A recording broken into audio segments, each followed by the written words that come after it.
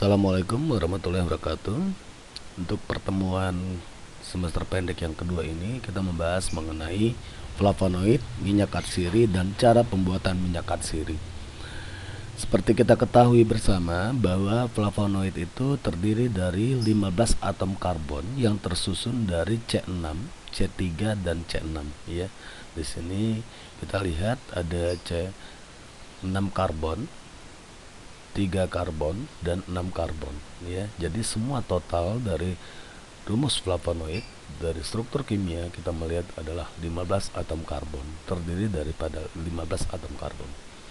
Nah, flavonoid sendiri ini berasal dari hasil biosintesis antara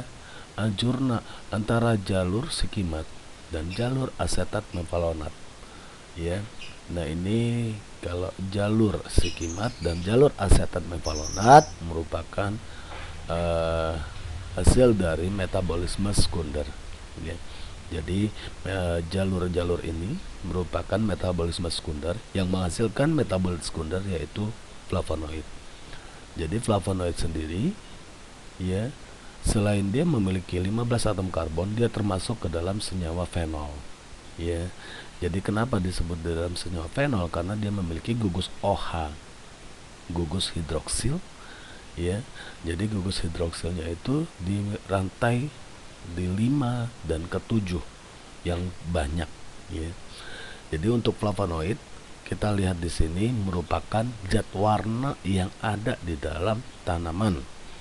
Contohnya di sini warna merah, ungu, biru, dan ada kuning ya. Oke, sekarang kita lihat istilah dari flavonoid.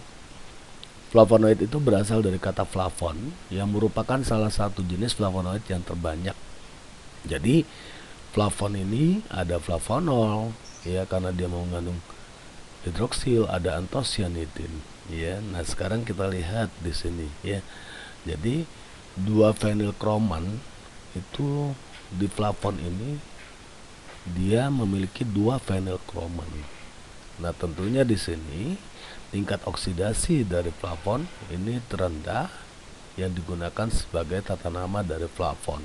Jadi asal kata dari flavonoid itu adalah flavon yang terdiri dari 2 fenilkroman dan juga dia memiliki gugus hidroksil ya. Contohnya itu flavonol. Nah, sekarang kita lihat. Nah, ini ya, dari flavanon karena dia punya gugus hidroksil jadi flavonol. Begitu juga flavon ada gugus hidroksil jadi flavonol ya. Jadi itu ya ciri-ciri dari flavonoid.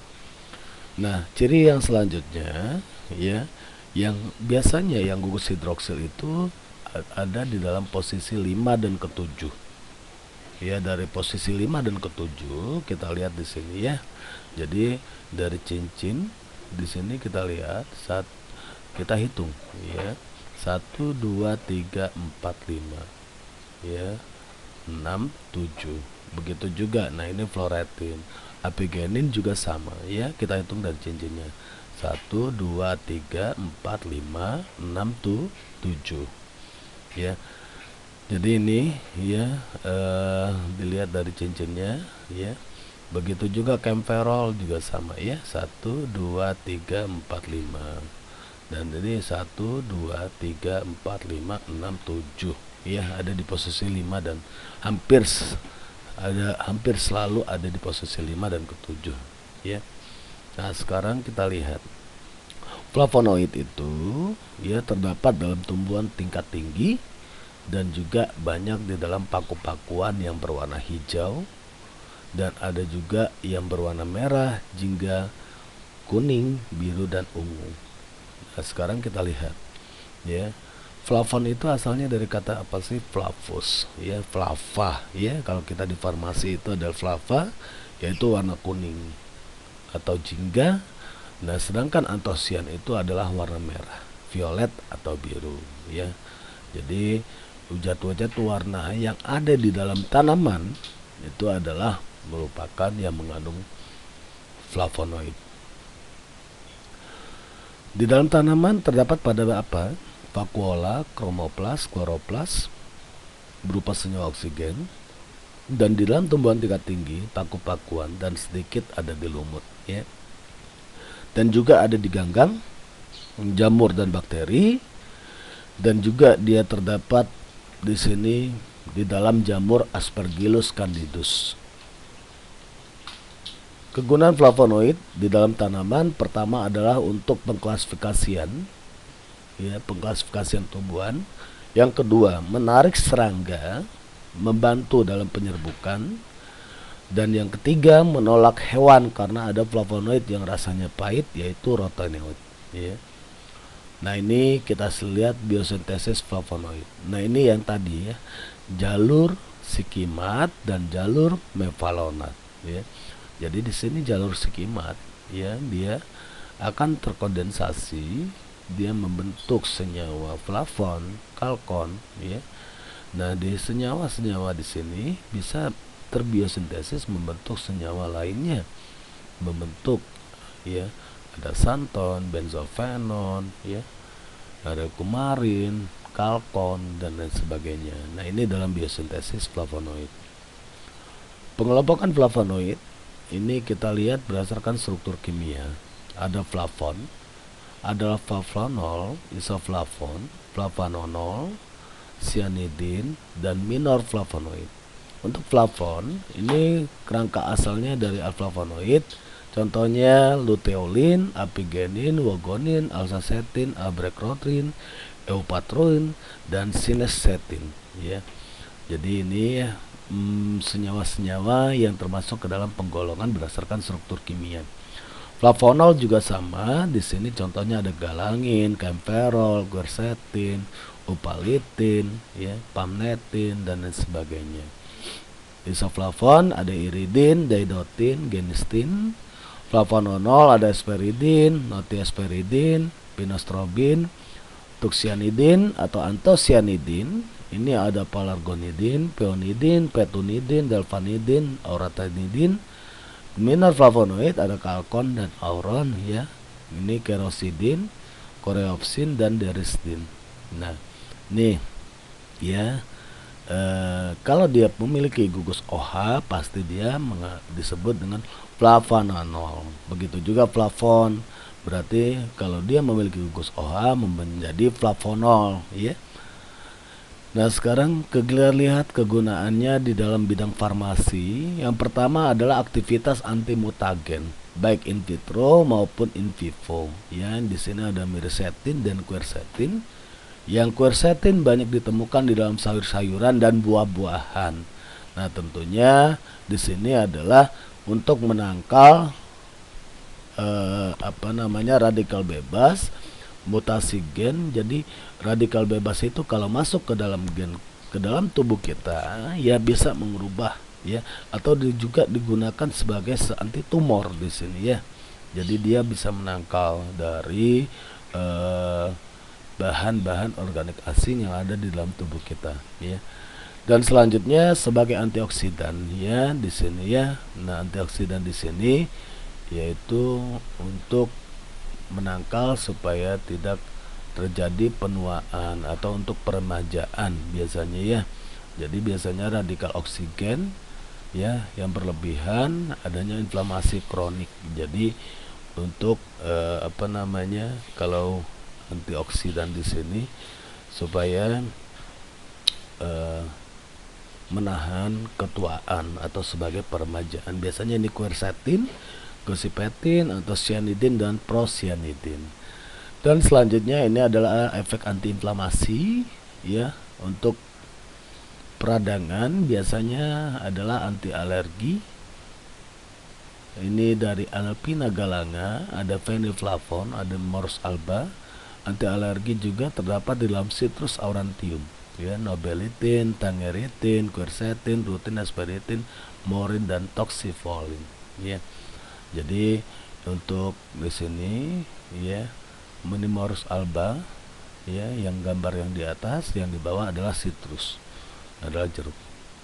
Itu bisa digunakan sebagai efek antiinflamasi atau efek anti alergi. Dan flavonoid juga di sini bisa digunakan sebagai efek anti hipertensi Nah, di sini efek antihipertensi bisa kita lihat ya, karena dia bisa mempengaruhi tekanan darah yang untuk menurunkan dengan cara inhibisi ACE inhibitor dan kalsium konblok. Jadi ACE inhibitor ini procyanidin glikosida, ini ada di dalam Rhamnus lycoides. Nah, ini tanaman yang bisa digunakan sebagai antihipertensi ya, dan juga digunakan sebagai kalsium channel blocker, juga bisa digunakan sebagai obat jantung ya. Nah, di sini tentunya yang untuk jantung ini berasal dari Carthamus tinctorius. Nah, ini spesies tanaman yang di bawah ya. Oke, sekarang kita lihat aktivitas antiviral. Jadi flavonoid juga digunakan sebagai antivirus ya, biasanya digunakan untuk virus-virus di dalam respirasi ya, dan juga terhadap herpes simplex juga digunakan. Dan juga flavonoid kegunaannya sebagai imunodulator ya, memiliki anti komplementer. Di sini tentunya adalah untuk kanker payudara ya, atau tumor payudara. Jadi itu ya yang kita bahas, flavonoid itu asalnya dari mana ya, terus itu struktur kimianya bagaimana, penggolongan dan manfaatnya di bidang farmasi. Sekarang kita lanjutkan untuk minyak atsiri. Minyak atsiri di sini kita lihat ya, bahwa minyak atsiri itu atau juga orang menyebutnya adalah minyak menguap.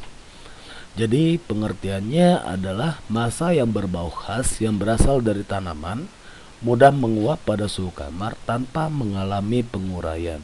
Jadi tidak boleh disimpan di tempat yang terbuka.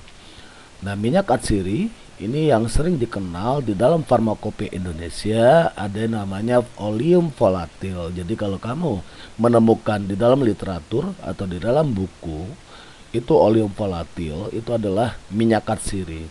Dan begitu juga ya, untuk sinonim minyak atsiri ada yang disebut dengan volatile oil, ada yang disebut dengan ethereal oil atau essential oil ya. Ini banyak sekali yang terdapat di dalam, baik di makanan, minuman maupun di kosmetik, begitu juga di sediaan farmasi lainnya ya. Nah, sekarang kita lihat, pada umumnya minyak atsiri dalam keadaan segar, tidak berwarna pucat, bila dibiarkan akan berwarna lebih gelap. Jadi dia akan warna rusak, berbau sesuai dengan bau tanaman penghasilnya. Umumnya larut dalam pelarut organik dan sukar larut dalam air ya. Jadi dia tidak larut di dalam air ya. Nah, ini pengertian dari minyak atsiri. Sekarang kita lanjut ya. Di mana minyak atsiri itu di dalam tanaman didapat? Pertama di dalam rambut kelenjar, di sel parenkim, di vitae ya, dan sel sizogen ya. Jadi untuk minyak atsiri ada 150 sampai 200 jenis tersebar di dalam tanaman. Biasanya di suku Pinaceae, Laminaceae, Myrtaceae, Apiaceae, Poaceae, Rutaceae, Asteraceae, Zingiberaceae dan lain-lain ya. Sekarang kita lihat ya, tanaman yang mengandung minyak atsiri. Nah, ini contohnya adalah conifer. Minyak atsiri dia terdapat di semua jaringan ya. Untuk di bunga mawar dan bunga melati terdapat di mahkota bunga. Untuk kayu manis terdapat di kulit batang dan juga terdapat di daun ya. Ini pada buah sukun ya. Suku Apiaceae terdapat pada perikap, terus daun pokok terdapat di rambut kelenjar dan batang. Jadi kegunaan minyak atsiri bagi tanaman untuk menarik serangga, membantu proses penyerbukan sebagai cadangan makanan untuk mencegah kerusakan tanaman oleh serangga atau hewan lain, dan mempengaruhi proses transpirasi. Dalam industri sering juga digunakan sebagai zat eksipien atau zat tambahan di dalam sediaan kosmetik, obat-obatan, makanan, rokok, dan juga banyak lagi yang lainnya. Dan juga digunakan sebagai anti kuman atau anti kapang. Sifat umum minyak katsiri, ya, dia tidak berwarna atau berwarna kekuning-kuningan, ya. Ada juga yang berwarna kemerahan atau biru. Rasa dan baunya khas, menguap pada suhu kamar. Penguapan makin banyak bila suhu dinaikkan. Jadi dia tidak bisa, ya. Di dalam suhu kamar dia pasti menguap. Apalagi kalau seandainya di atas 25 derajat Celcius. Pada umumnya larut dalam etanol kadarnya kurang dari 70%. Daya larut lebih kecil jika mengandung fraksi terpen dalam jumlah besar. Jadi minyak katsiri merupakan salah satu hasil proses metabolisme, ya, terbentuk karena reaksi antara berbagai persenyuman kimia dengan air. Jadi minyak tersebut disintesis dalam sel kelenjar dan ada juga yang terbentuk dalam pembuluh resin, misalnya minyak terpentin dan tanaman pinus. Selain tadi kita mengetahui, ya, sifat-sifatnya, nah sekarang kita lihat dia terdiri atas campuran senyawa kimia apa saja di dalam minyak katsiri. Jadi terdiri dari persenyawaan kimia CHONS, karbon, hidrogen, oksigen, nitrogen, dan sulfur atau belerang, ya. Nah, untuk berdasarkan dari komponen kimia yang kita ketahui di atas, maka di sini dibagilah minyak katsiri itu menjadi dua bagian. Ada digolongkan menjadi hidrokarbon, golongan hidrokarbon, dan ada yang golongan yang kedua adalah golongan hidrokarbon yang teroksigenasi, ya. Di samping itu, minyak katsiri juga mengandung damar atau resin dalam jumlah yang kecil, ya. Jadi ini berdasarkan penggolongannya. Ada dua golongan, golongan hidrokarbon dan golongan hidrokarbon teroksigenasi. Nah, sekarang kita lihat penggolongan, apa bedanya golongan hidrokarbon dan golongan hidrokarbon teroksigenasi. Untuk golongan hidrokarbon di sini adalah terdiri dari unsur hidrogen dan karbon, ya. Jadi kalau untuk yang teroksigenasi, hidrokarbon teroksigenasi, dia ada hidrogen, karbon, dan oksigen, ya. Bedanya di sana, ya. Nah, sekarang kita lihat satu persatu golongan hidrokarbon itu apa saja. Jadi ada golongan hidrokarbon monoterpen yang monosiklik. Kerangka berupa paramentana, contohnya ini ada limonen pada oleum citri, ada alpha velandren di oleum eukalipti, ya, eukaliptus. Nah, ini ya sekarang lagi rame, ya, alpha velandren ini digunakan bisa untuk menangkal COVID, ya, yang digunakan sekarang lagi banyak diproduksi di Kementerian Pertanian, ya, oleum eukalipti, ya. Terus yang golongan hidrokarbon yang kedua adalah golongan monoterpen yang bisiklik, ya. Nah, ini strukturnya sama, monoterpen monosiklik dengan penutupan cincin tambahan. Terus ini alpha kinen, contohnya alpha kinen. Terus selanjutnya sesquiterpen monosiklik, ya, terdiri dari 3 satuan isoprena. Ini kandungannya adalah zingiberin, ya, berasal dari oleum zingibers. Terus golongan sesquiterpen siklik ada kardinen, ini oleum kubeba atau kemukus.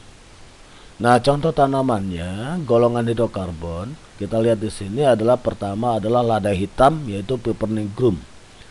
Diperoleh dari Pipernigrum lin, kandungan minyak katsiri alfa dan beta pinen, alfa velandren, piperonal, dan dextrolevulimonen. Dan ada juga zat-zat aromatik, ya. Nah, sini fungsinya, ya, untuk lada hitam sebagai flavonogen, ya, penambah atau pemberi rasa dan bau yang enak atau sedap, sebagai stimulan atau bisa merangsang, ya, sebagai iritan, ya, bisa mengiritasi, ya. Terus itu digunakan juga sebagai obat. Nah, piper album ini adalah Pipernigrum yang telah dikeluarkan bagian luar perikatnya, ya, setelah direndam dengan air kapur dan garam. Nah, ini lada putih. Kegunaannya juga sama, tapi yang lebih rasanya pedas itu adalah Pipernigrum, ya, yaitu lada hitam. Terus selanjutnya kayu manis palustris. Nah, ini dari Pinus lin, dari famili Pinaceae. Minyak terpentin kandungan alfa dan beta penan. Fungsinya sebagai iritan antiseptik, insektisida, dan pelarut lilin atau malam pada penyimpanan terbentuk alfa terpineol. Selanjutnya cubeba. Ini adalah kemukus dari piper cubeba. Memiliki kandungan dextrolevosabinen, sineol, dan L-kadinen. Fungsinya ini adalah diuretik, antiseptik, ekspektoran, dan karminatif. Untuk rimpang jahe di sini adalah ya Zingiber officinale, famili Zingiberaceae, ya kandungannya adalah zingiberen. Nah, sekarang kita lihat golongan hidrokarbon teroksigenasi, ya apa saja. Golongan pertama adalah minyak atsiri dan alkohol. Jadi minyak atsiri dan alkohol, yaitu golongan tersebut memiliki alkohol yang terdapat di dalam minyak atsiri, yaitu contohnya alkohol asiklik, terus monoterpen alkohol dan sesquiterpen.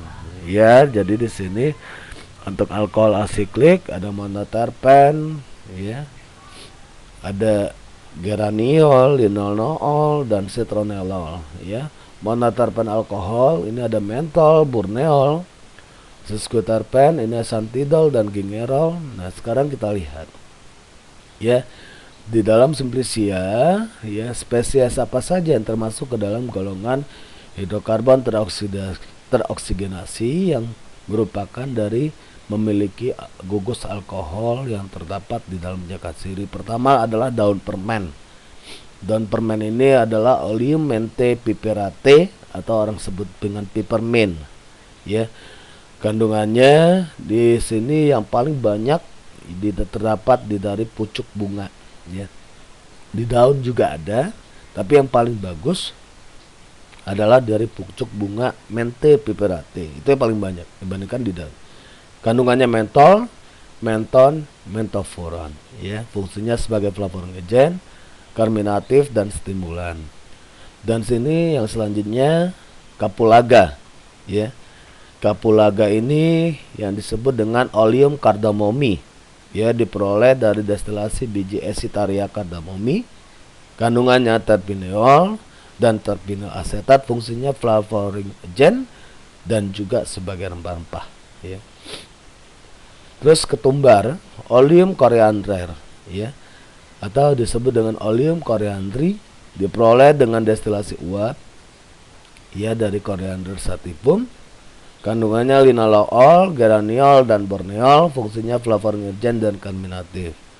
Oleum juniperus, ya, ini adalah buah dari Juniper communis. Kandungannya transanetol, metylethercalfikol, dan anisaldehid. Ya, fungsinya untuk diuretik, tonikum lambung, obat luar, dan obat untuk gosok. Selanjutnya minyak atsiri aldehid. Jadi aldehid yang terdapat di dalam minyak atsiri ada aldehid asiklik dan aldehid siklik. Ya, asiklik ini ada citrol, geraniol, citronellol. Aldehid siklik ini ada sinamaldehid dan vanilin. Spesies tanamannya apa saja yang termasuk ke dalam minyak atsiri dan aldehid? Ini ada sinamomi, yaitu kayu manis. Ya, kayu manis ini ada 3, ada Saigon sinamomi, ada Ceylon sinamomi, dan Sakhanin sinamomi. Nah, di sini kandungannya ini berbeda antara ya masing-masing spesies. Ceylon, Cassia, ya, Mannitol ini berbeda masing-masing. Ya, yang paling banyak ya itu adalah di Cassia cinnamon.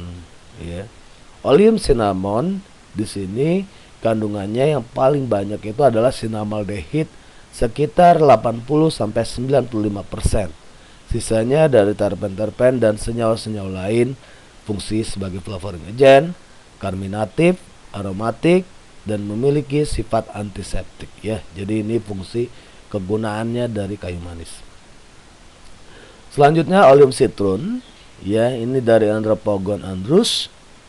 Di sini kandungannya decitronella dan geraniol, fungsinya dalam parfum, terutama pada sabun sebagai spray, dioleskan pada kulit untuk melindungi terhadap nyamuk. Ya, Jadi ini adalah minyak serai. Terus selanjutnya sweet orange oil. Minyak diperoleh dari cara pemerasan dari kulit segar buah masak Citrus sinensis. Terus bitter orange oil, ini minyak atsiri diperoleh dengan cara pemerasan dari kulit segar Citrus aurantium. Ya.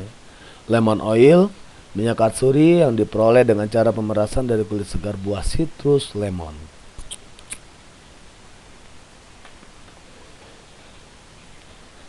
Selanjutnya golongan minyak atsiri keton. Jadi minyak atsiri keton itu keton-keton yang terdapat di dalam minyak atsiri, ya. Ada keton terpen monosiklik, ini menton, karbon, pepireton. Keton disiklik ada 2 kamfenon, ya. Terus keton non terpen ada iron, ya, ada tejon, ada iron. Nah, sekarang kita lihat spesies apa saja yang termasuk ke dalam minyak atsiri keton, yaitu kamper, ya, berasal dari Cinnamomum campora. Ini dia disintesis, yang diambil adalah dari batang dan akar yang paling banyak yang menghasilkan minyak atsiri. Jadi batangnya itu dipotong-potong, ya, batang kayu dipotong dan didestilasi uap, ya. Kamfer kasar yang diperoleh kemudian disentrifuge dan dipres, ya, kemudian disublimasi, ya, atau dengan cara proses penyubliman. Fungsinya sebagai antipruritik, antiinfeksi, dan dapat memberantas serangga. Terus selanjutnya carvifructus. Di sini adalah kandungannya karbon 50-60%, dextrolimonen ini 40-50%, ya. Jadi ini adalah oleum carvi, kegunaannya sebagai flavonogen dan sebagai karminatif, ya. Selanjutnya minyak atsiri fenol. Ini fenol yang terdapat di dalam minyak atsiri, yaitu eugenol pada Oleum caryophylle, timol pada carvacrol, ya. Ini minyak atsiri fenol ini terdapat dalam cengkeh, ya. Kita ketahui bahwa cengkeh banyak mengandung eugenol di sini, ya. Jadi eugenol, ya, atau disebut minyak cengkeh ini disebut dengan Oleum caryophylle. Kandungannya, ya, 16-21%, ya, dia itu minyak atsiri. Kandungan utama eugenolnya itu 70-96%, 2-17% asetil eugenol, sesquiterpen, dan ada juga beta caryophyllene, ya. Nah, sekarang kita lihat oleum thymi di sini, ya. Oleum thymi itu dari kuncup bunga Thymus vulgaris dengan cara didestilasi.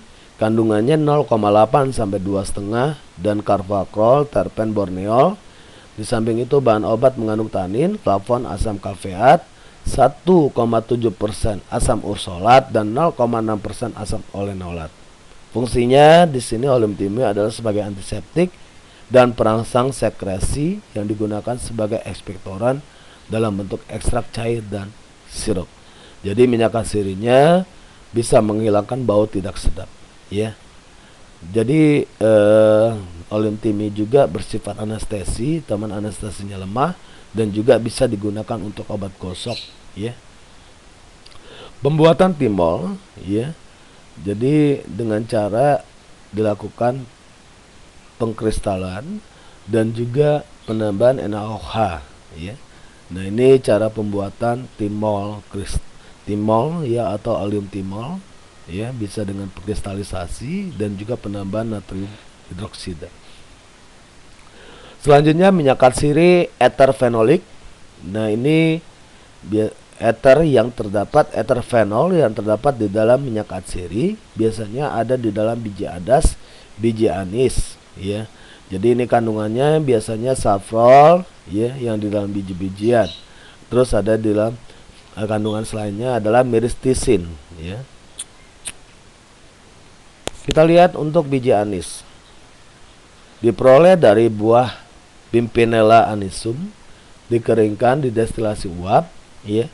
Ada disebut dengan oleum anisi, kandungannya transanetol, metil etilcarvicol, anisaldehid, fungsinya sebagai ekspektoran. Nah, ini, ya, kegunaannya bisa untuk mengencerkan dahak di dalam farmasi. biasanya di dalam obat batuk. Terus kegunaannya sebagai karminatif, bisa merangsang dari pengeluaran angin, ya. Terus juga kegunaannya sebagai flavonogen, ya, penambah rasa. Terus selanjutnya biji adas di sini dari Vanicillum vulgar Muller, dikeringkan dengan cara didestilasi uap, ya. Kandungannya frenkon, funikulin, ya. Khasiatnya sebagai ekspektoran, sekretolitik, karminatif, konjungtiva, flavonogen.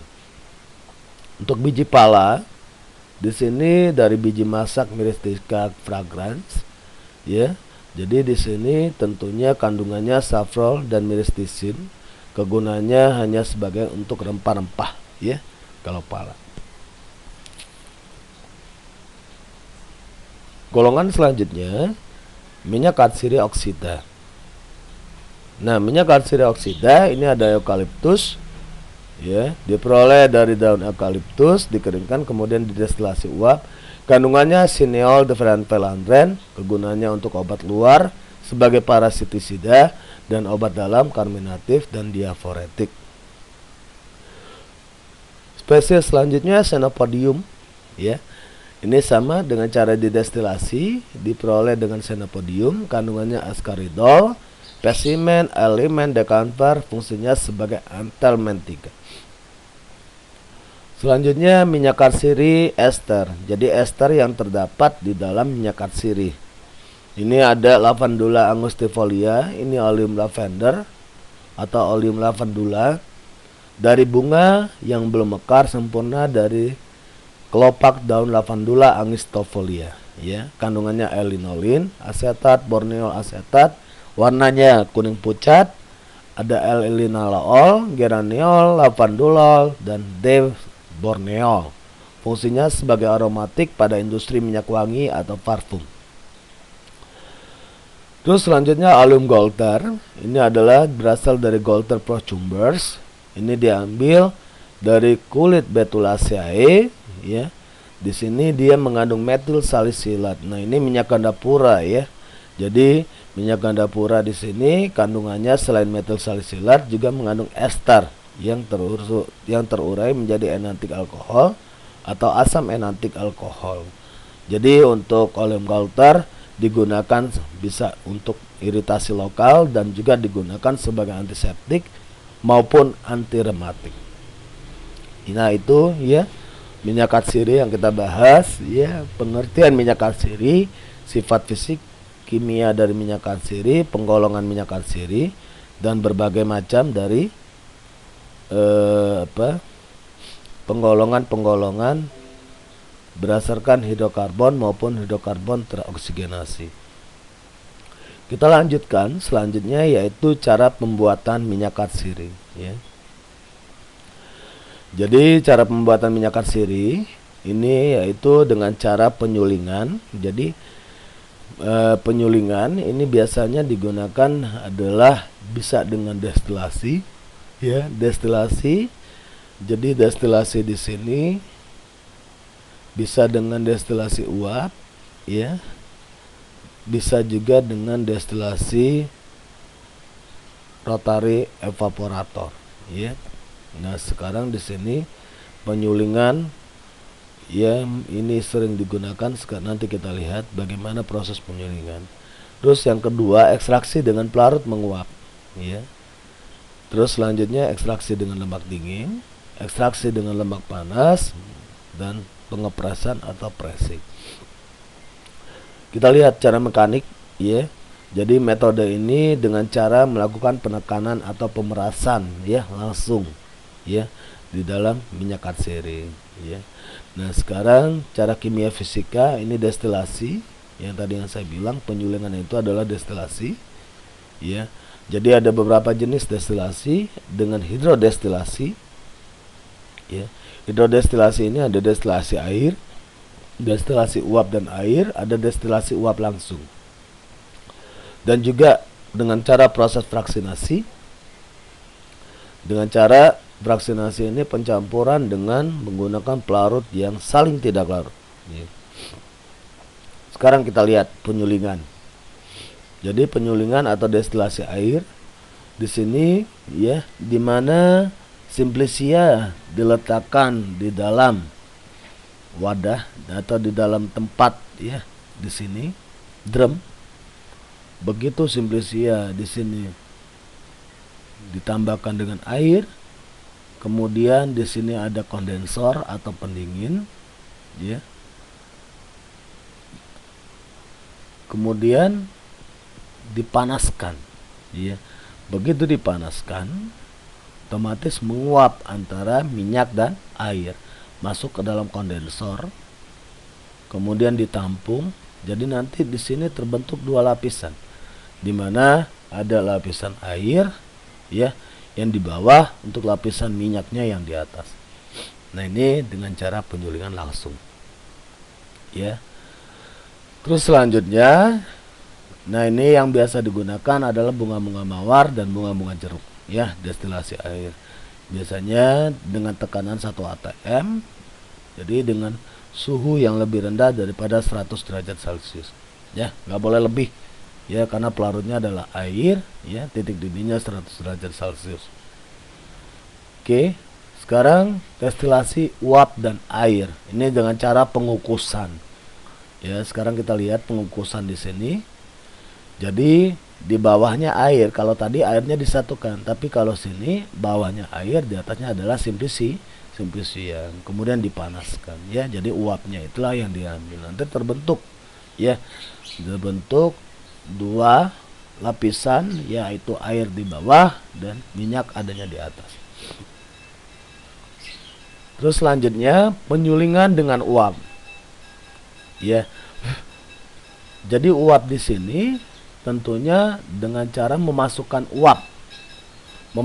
uap dari samping ini, dimana untuk simplicianya ditambahkan uap ya.